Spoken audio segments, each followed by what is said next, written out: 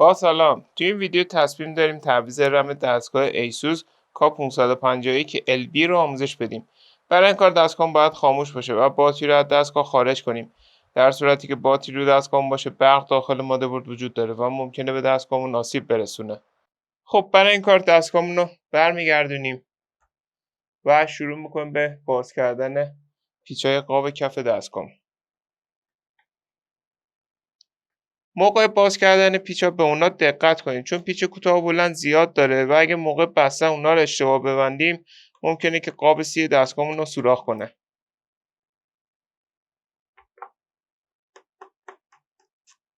خب رم این مدل دستگاه رو که داریم باز میکنیم رم DDR3 PC3L هستش که در پایان این ویدیو هم نحوه خرید این کالا رو توضیح دادیم.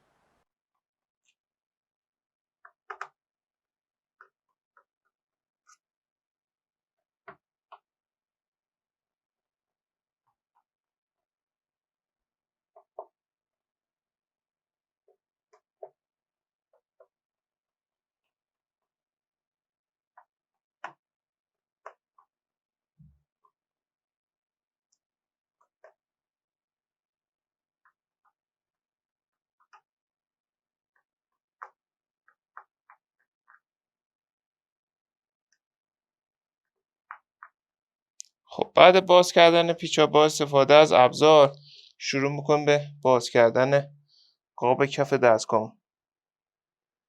موقع باز کردن قاب فشار بیش از حد ندید چون ممکنه قابای دستگاهمون بشکنه و اگه دیدین که قابای دستگاهمون ترک شکستگی داره میتونیم مدل قاب دستگاهمون رو تو گوگل سرچ کنیم.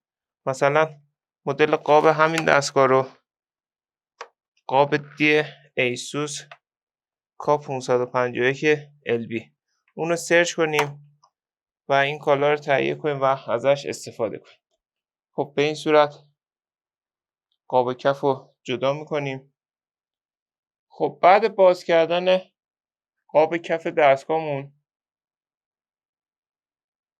رم ما در این قسمت قرار داره که قبل باز کردن رم ابتدا سوکت باتری رو از مادربرد جدا میکنیم به این صورت و با فشار دست زبونهای رم رو آزاد میکنیم و رم رو از دستگاه خارج میکنیم. برای جا زدن دوباره رم اونو داخل شیار قرار میدیم و اونو به سمت پایین فشار میدیم. ما الان میتونیم رم جدیدمون رو جایگزین کنیم. حالا برای آشنایی با نحوه خرید این کالا به ادامه ویدیو توجه کنید. برای خرید این کالا میتونید به آدرس www.iranfso.com مراجعه کنید و یا عبارت کامپیوتر افق رو به صورت فارسی در مرورگرتون جستجو کنید. بعد این کالا رو خریداری کنید.